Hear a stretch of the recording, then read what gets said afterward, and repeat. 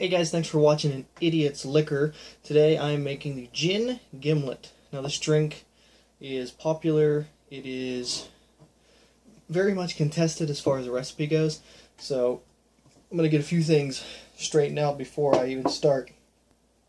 This drink's rumored to be made, invented during the 1800s. The British Navy is originally theorized to be the creators. And it uses roses lime juice. I usually like to use fresh. You can use fresh. You can just take fresh lime juice and put about an ounce and a teaspoon of sugar with it, and that'll be about the same thing. But, long story short, the Gin Gimlet was basically invented by the Navy in Britain during the 1800s because lime juice is a good cure, a good prevention for scurvy. So they used a lot of lime juice, and a lot of the sailors reportedly like to mix their ration of gin with that lime juice, and that's where the recipe initially comes from. I've literally looked up and found about a dozen different combinations of ways to make this.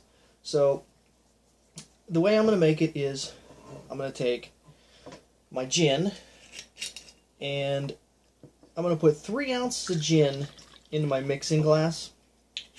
Now,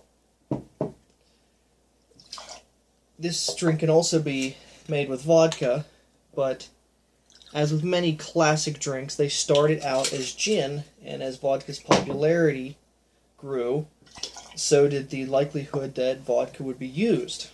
However, the original would be made with gin. And I haven't made a gin drink in a while, so that's why I'm doing this. Now I'm taking the roses lime juice, and I'm going to use 1 ounce of it. And the reason I'm using roses over fresh, even though I like to typically do fresh, is because roses was popular, and they wouldn't have always had access to fresh lime juice. And since roses was around back then, it's theorized also that that could be likely what was used in the original. So I don't have proof of that. I'm just going based on what I've heard. So I'm going to throw some ice in my shaker. I've seen people not shake it. I say because it has lime juice, typically it's a good idea to shake it.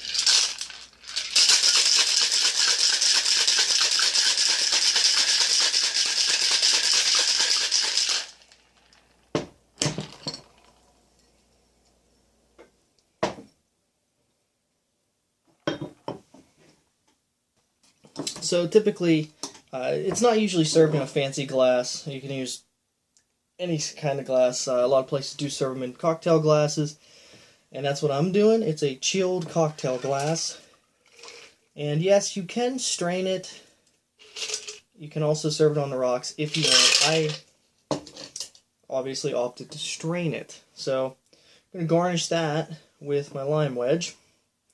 And that is how you make a gimlet. Now, I've seen people also put mint in there as well, a little bit of mint. There's different variations of it. Like I said, there are literally, go on Wikipedia, go on YouTube, search for a gimlet recipe. I looked through about a dozen, and no two were the same. So that's how I ended up with this ratio. And hopefully you enjoyed it. I'm going to give it a shot and see how it turned out.